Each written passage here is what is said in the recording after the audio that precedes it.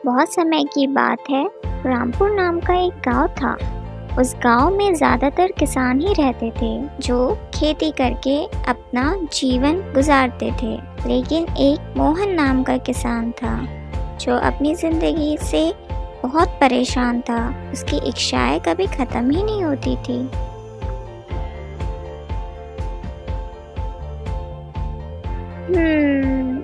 ये कैसी जिंदगी जी रहा हूँ मैं। सुबह से शाम खेत में मेहनत करो तब भी अच्छी फसल नहीं उगती। अरे मोहन, तुम इतने परेशान क्यों हो? देखना, इस बार की फसल बहुत अच्छी होगी। अरे राजू, अच्छी फसल आने से क्या होगा? पैसे भी अच्छे मिलने चाहिए ना।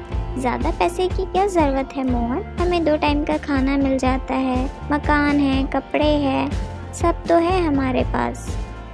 मैं पूरी ज़िंदगी इस खेत में नहीं बिताना चाहता हूँ राजू। मेरे और भी सपने हैं। सपने देखना अच्छी बात है मोहन, पर उसके लिए मेहनत भी करनी होती है। काश हमारे पास पैसे का पेड़ होता तो हमें इतनी मेहनत करनी ही नहीं होती। दोपहर का काम खत्म करके मोहन और राजू अपने घर की ओर निकलते हैं। राजू, मैं जंगल के रास्ते में जा रहा हूँ। क्यों मोहन, क्या हुआ? क्या काम है जंगल के रास्ते में? मैं कुछ पेड़ काटकर बाजार में जाकर उसकी लकड़ियों को बेचूंगा, जिससे मुझे कुछ पैसे मिल जाएंगे। मोहन, तुम्हें ऐसे नहीं करना चाहिए।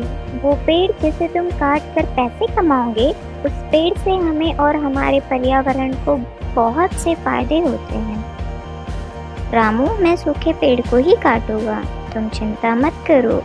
अच्छा ठीक है, मैं चलता हूँ। शाम होने से पहले घर जल्दी आ जाना। मोहन पेड़ काटने जंगल में चला जाता है।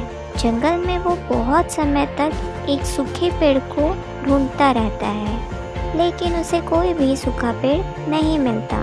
तभी उसकी नज़र एक साधु महाराज पर पड़ती है, जो एक सूखे पेड़ के नीचे बैठकर ध्यान कर रहे होते हैं। हाँ, ये तो एक सूखा पेड़ है, लेकिन साधु जी इस सूखे पेड़ के नीचे क्यों बैठे हैं? अजीब बात है। मोहन उस साधु महाराज के पास जाता है और बोलता है, प्रणाम साधु जी, आप इस सूखे पेड़ के नीचे क्यों बैठे हो? आपको तो उस बड़े पेड़ के छांव में बैठना चाहिए। जब मैं छोटा था तब ये पेड़ भी बहुत बड़ा था, पर जैसे ही मेरी उम्र बढ़ती गई ये पेड़ भी सूखते गया। लेकिन ये पेड़ आज भी मेरे लिए बहुत अनमोल है।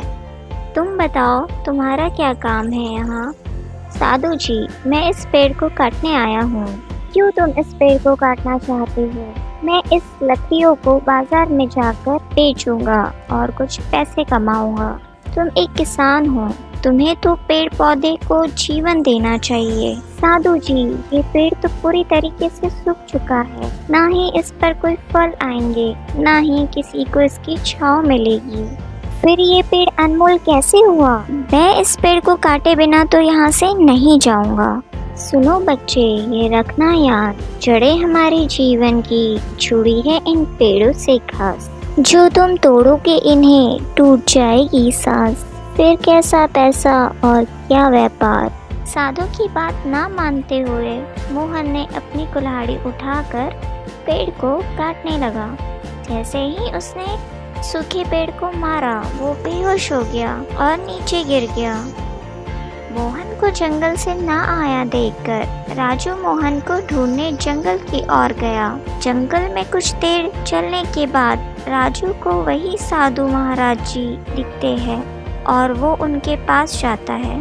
प्रणाम साधु जी, आपने मेरे दोस्त को कहीं देखा है? उसने एक पेड़ को जान से मारने की गलती की थी और अब वो एक खुद सूखा पेड़ बन गया है।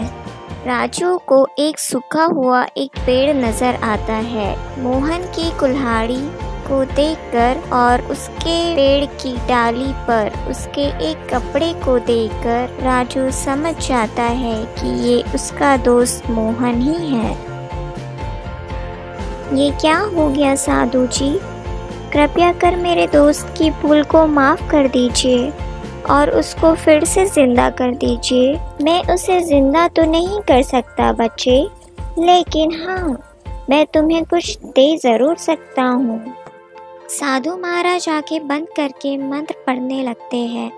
देखते ही देखते वो पेड़ जिसमें साधु जी बैठे हुए थे, वो पेड़ पूरे सोने में बदल जाता है और उसकी डालियों पर पत्ते की जगह पैसे उगे होते हैं। राजू ये देख के हैरान हो जाता है।